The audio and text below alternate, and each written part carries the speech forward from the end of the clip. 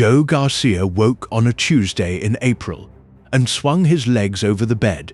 His right foot hit the floor with a slap like dead meat. He tried to lift it. Nothing. The toes wouldn't curl, the ankle wouldn't bend. The whole limb had turned to wood overnight. He sat there, heart hammering, and called for his wife. She found him frozen on the mattress edge, one leg useless beneath him. By noon, he was not alone. Across Los Angeles that spring, dozens of men woke to the same horror. Their feet dropped, their hands went limp, their bodies betrayed them while they slept. Health officials called it polio. They imposed quarantines, sealed neighborhoods, warned of contagion. But these were grown men, not children. No fever, no headache, no sick child coughing in the next room. The virus they feared was nowhere to be found, and still the paralysis spread, silent and selective, climbing from feet to knees to waists. If this was not polio, then what was creeping through the nerves of working men across the city? The ward at Los Angeles County Hospital filled before dawn. Men walked like broken marionettes, each foot slapping linoleum in that telltale steppage gait, toes dragging, knees lifting high to clear legs that no longer answered. 50 men, then 100, then hundreds more, through April and into May. The doctors knew this rhythm. They had seen it in polio wards, in iron lungs, in photographs of withered children that haunted medical journal. Polio was the monster of the age, and here it was again stalking the city. Health officials declared an outbreak. Quarantines dropped like shutters over neighborhoods. Schools emptied, newspapers screamed of plague. But in the wards, something gnawed. Polio struck children first. Polio brought fever, a body at war with itself. These patients were grown men, laborers and dock workers, their foreheads cool to the touch. No child sickened.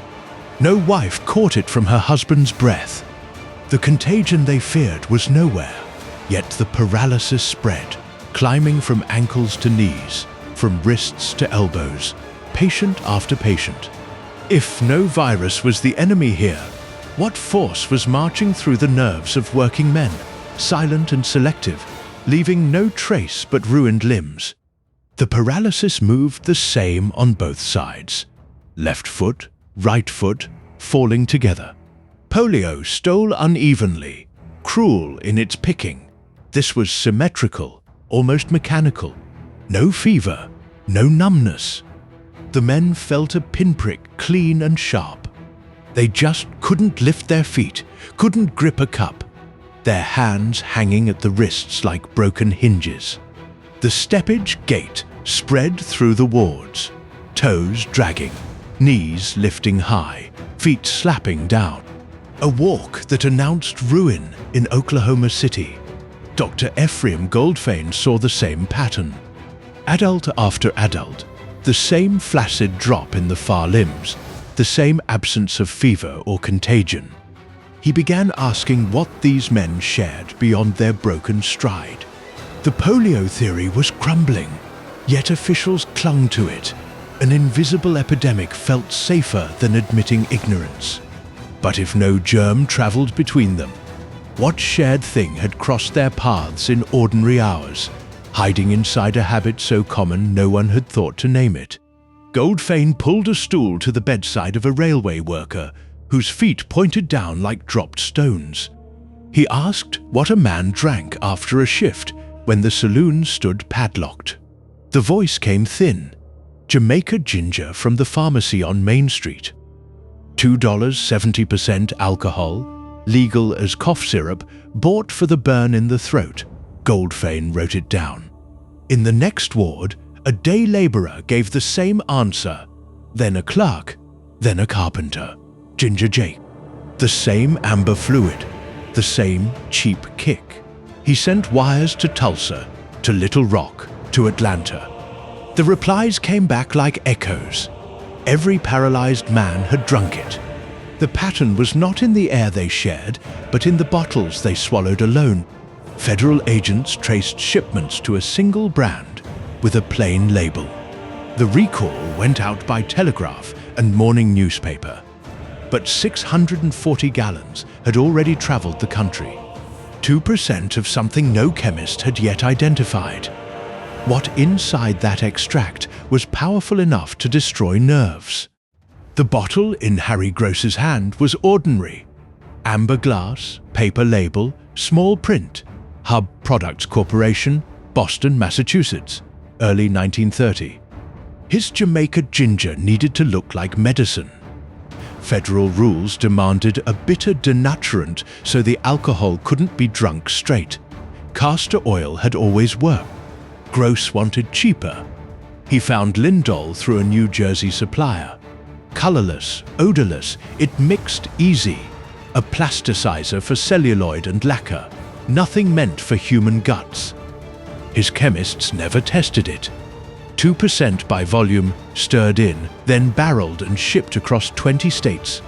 The men who bought it were drinking for the 70% alcohol, legal under Prohibition's medicinal loophole, $2 for a pint of Escape. Gross never asked what Lindol might do inside a body. He asked what it cost per gallon. Now, federal men stood in his Boston warehouse, barrels stacked, ledgers open. The poison wasn't a contaminant, it was the formula, a deliberate substitution, pennies saved per bottle. The Paralysis in Los Angeles, in Oklahoma, in every ward where men could no longer lift their feet, traced back to this room, this calculation. But Lindol was an industrial chemical, made for hardened resins. How could something built for celluloid and lacquer cause the delayed, devastating paralysis spreading through thousands? Dr. Maurice Smith drew amber liquid from a seized bottle and shot it into a healthy chicken. The bird pecked on, oblivious. Days passed. Nothing. Week 3. Its legs buckled. Same flaccid paralysis. Same foot drop. Smith tried rabbits, then monkeys. Each fell the same way, always after that strange delay. He distilled the extract, testing each component alone. The poison stood alone, triorthocresol phosphate, the very plasticizer Harry Gross had bought as cheap thickener.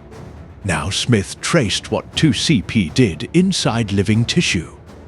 It slipped into nerve cells and sabotaged neuropathy target esterase, the enzyme that kept long axons alive.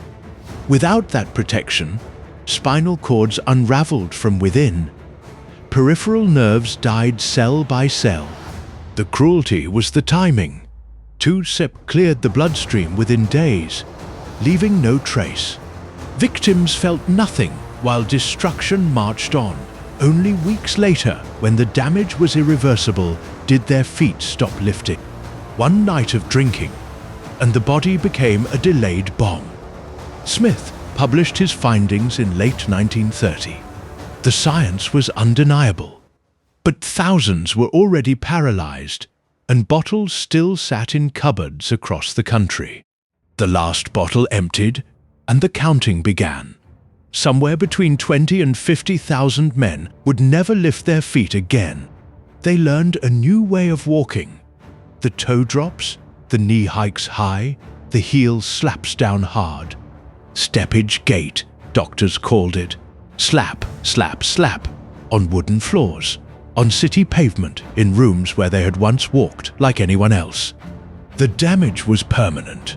No therapy could regrow what TOCP had dissolved. The 1000-006.